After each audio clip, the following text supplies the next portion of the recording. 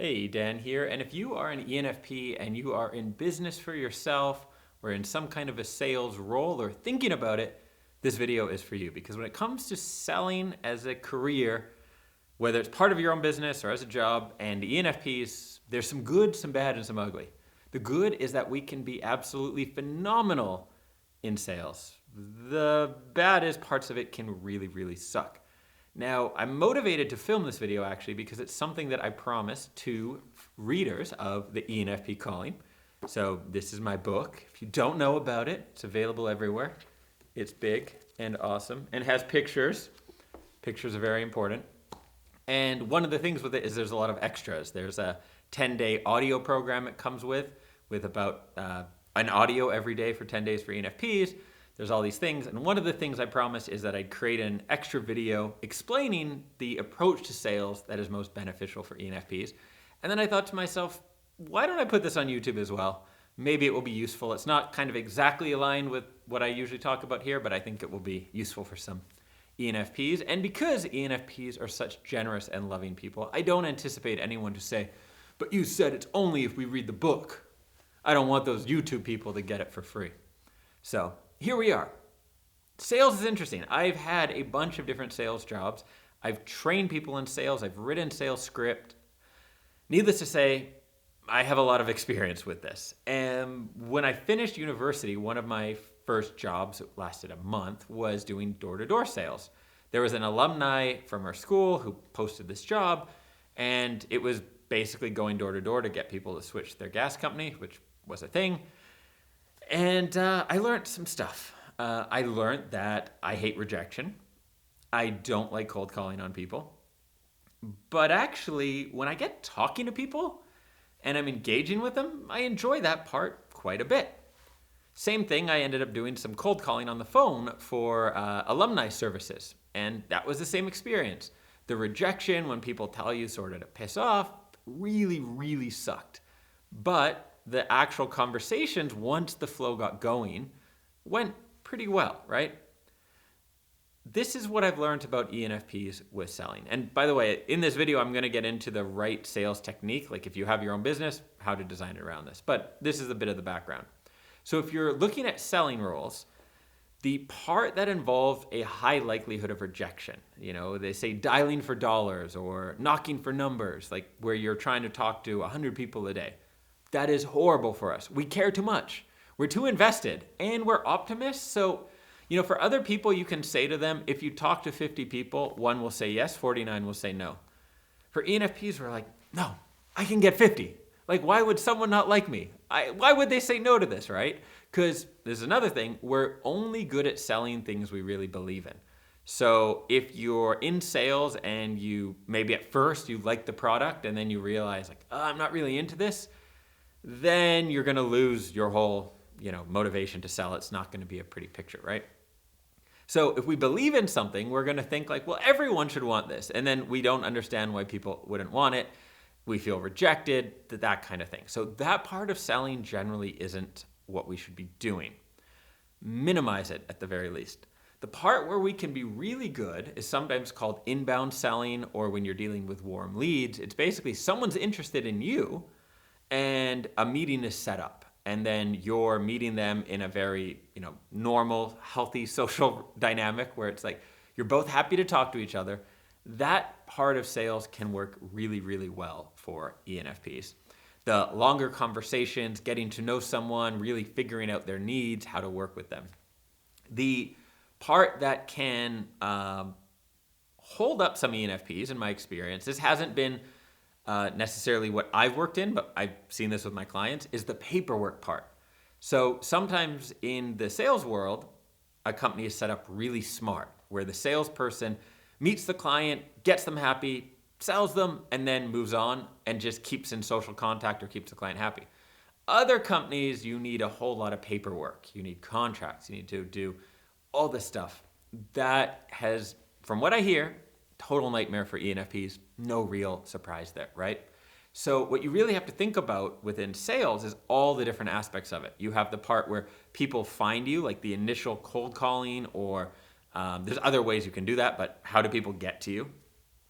That's not good for ENFPs. You have the whole dynamic between they're interested and they become a client. Very good for ENFPs. The aftercare, it depends. But if it involves a lot of paperwork and that sort of stuff, generally not good for ENFPs.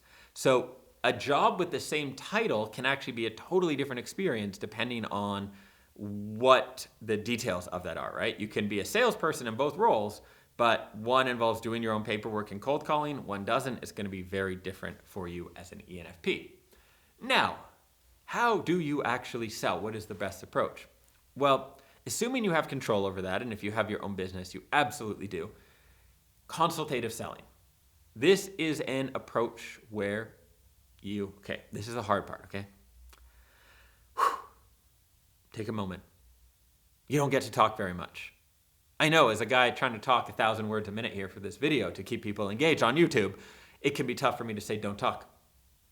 But that is actually the key with this approach. See, the type of sales we grow up seeing in movies like Boiler Room or just on TV in general, or often the salespeople we meet are like, yeah, buy this, it's going on sale now, you get this and this and this and this and this. That isn't actually very effective, and it's especially not effective for ENFPs because it involves pressuring people, kind of essentially trying to encourage people to make decisions they may or may not want to actually make, and being in a very, let's say, inauthentic adversarial relationship.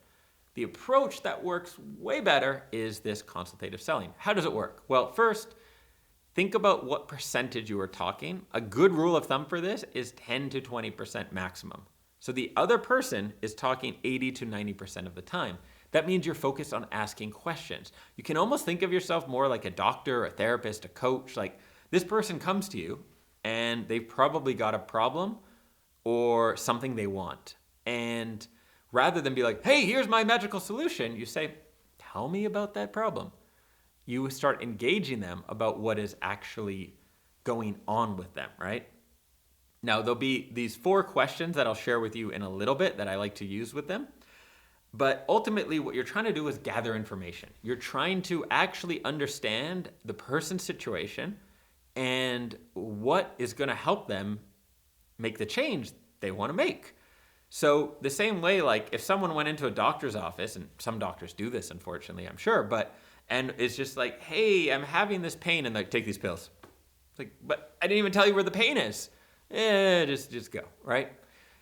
That's not how things should work. If someone comes to you and you're a freelance copywriter and they say, hey, I need a bio written on my website, I think, and you're like, okay, it's $400. That's not how you do business.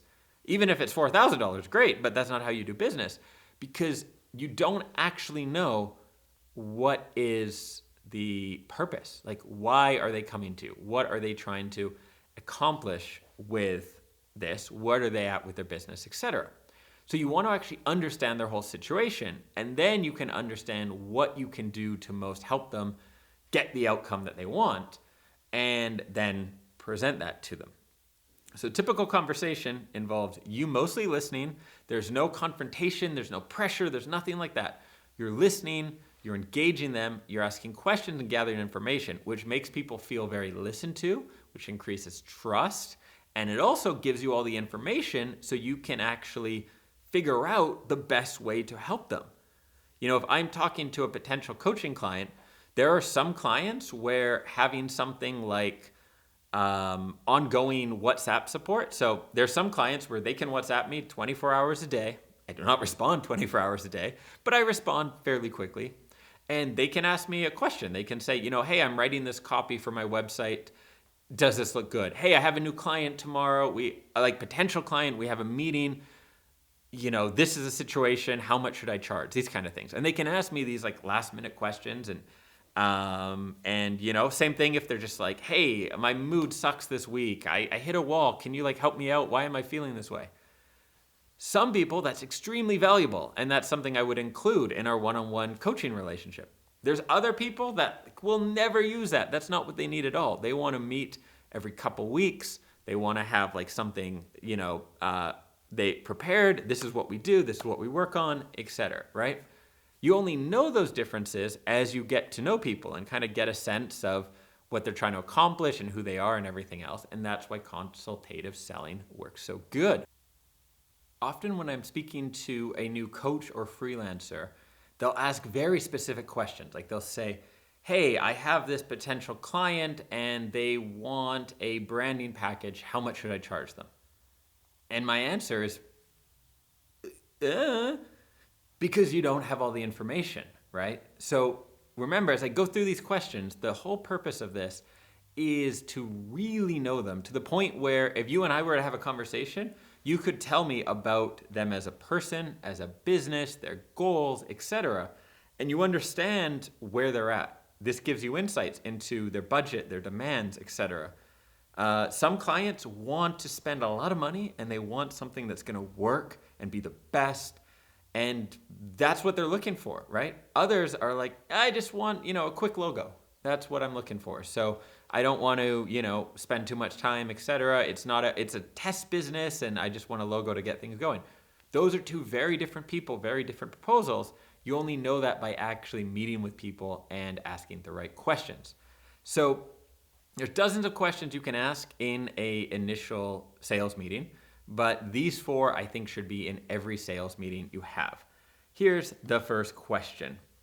What is the most important thing you're trying to accomplish with this project? So here you're trying to get to the outcome of why they want to work with you, right? Now you might tweak this wording. This wording is definitely geared towards someone who's like a freelance service provider, web designer, copywriter, graphic designer, someone like that. You'd probably tweak it if you were a coach or if you offered some other kind of business service. You might change the wording, but you're trying to figure out what are they trying to accomplish? What's the point of this, right? Because sometimes someone might say to you, hey, I need your help doing X. And then you'll ask, why do you want to do X? And they'll say, I don't know, I thought I'm supposed to be doing that. This is often true where a business owner will, I have this experience a lot with my students and members of the Free Freelancer, where they will say, hey, I need to be everywhere on social media, right? And why? Why do you need to be everywhere? Well, to get clients. Do you need to be everywhere to get clients? And it's because there's a narrative they've heard or they just had this thought. And I'll sometimes have this conversation where someone hasn't started their business because they think to start their business, they need to be on 5 social media platforms at once. And they don't want to do that, so it's held them back. And then we determine hey, with just a podcast, you can grow a very successful business, or just an Instagram account or whatever it is, or just writing 1 book, let's say, can do it, right? So you're asking the question, what is the most important thing you're trying to accomplish with this project? Next up, what is your number 1 business goal for the next 6 to 24 months? So with this question, you're trying to go big picture. Maybe this is someone that's very ambitious. They have a busy business and they've met with you for a slice of it, a tiny project, It's 1 promotion they're doing or 1 little thing they need help with. Wouldn't it help you to know everything they're trying to accomplish? Because then perhaps you could find a way to collaborate and work together on the other parts of their business.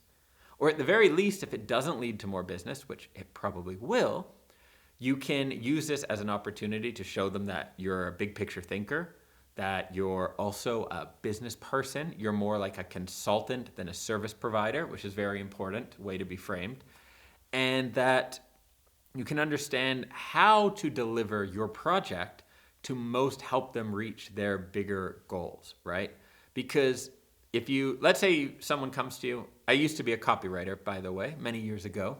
So a lot of my own examples are from that. If someone comes to me and they say, I need a bio for my website.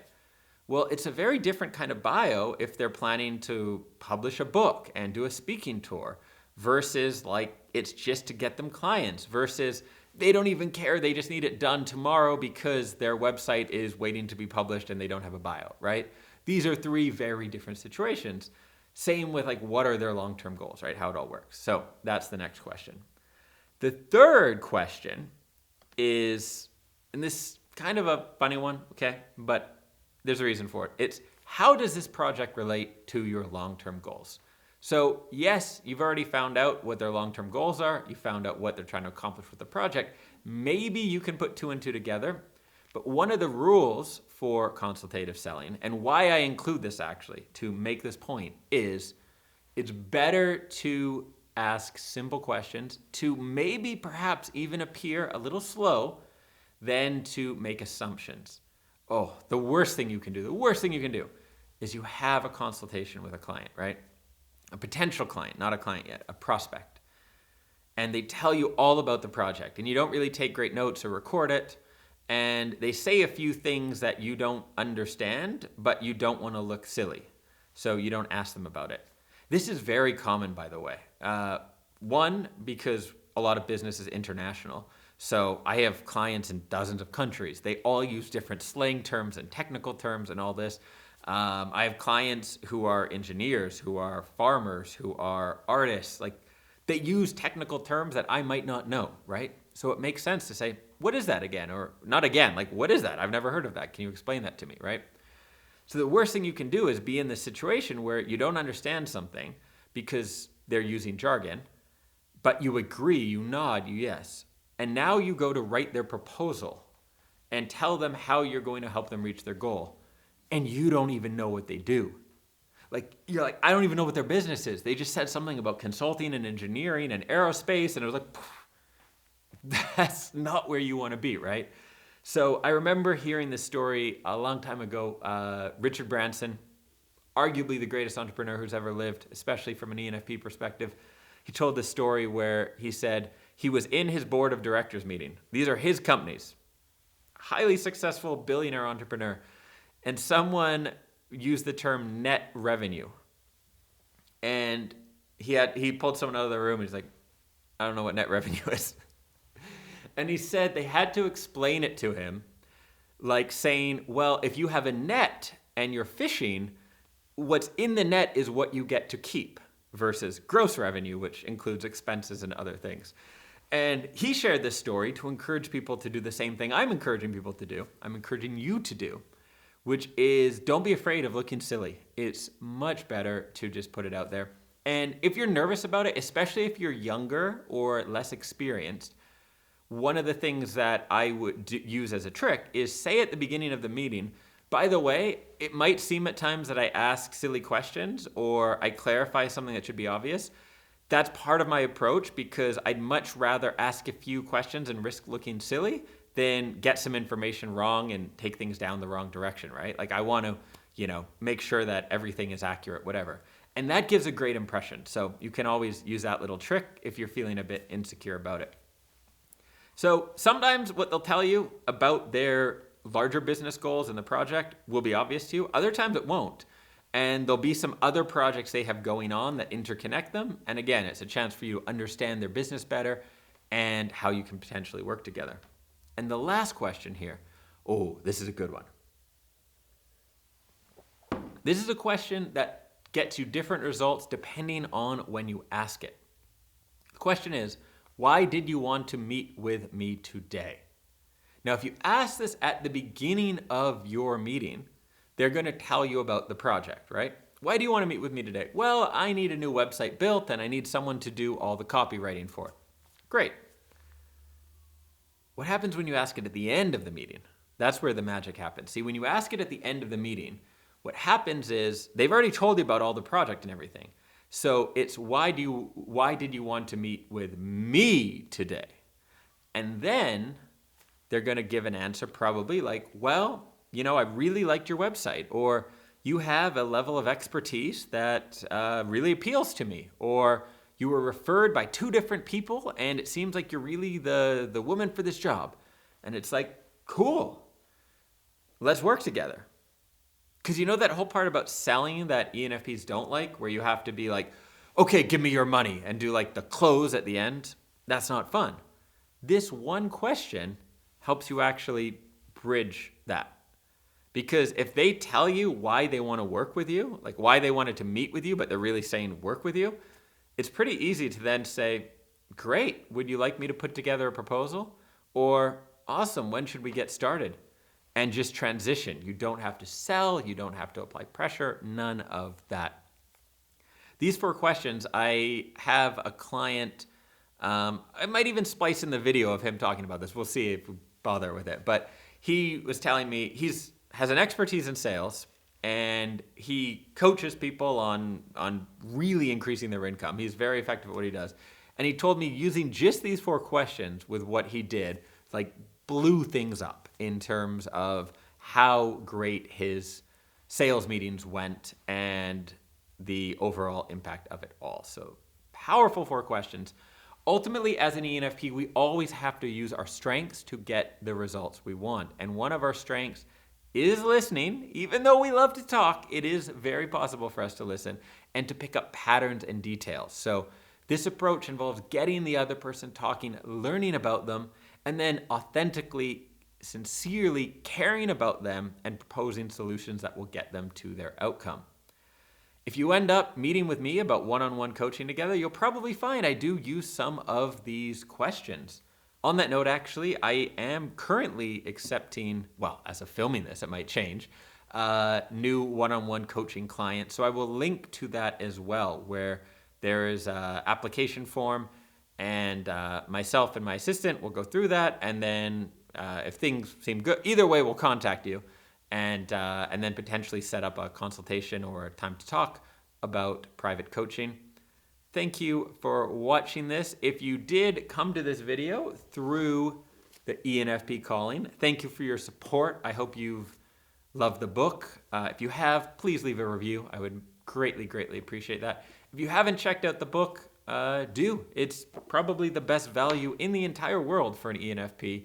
Because not only is it quite a beast of a book, but it also includes a bunch of extras, like the 10-part audio series for ENFPs, which will not be put on YouTube for everyone else. Thank you for watching. I'll catch you in the next video soon.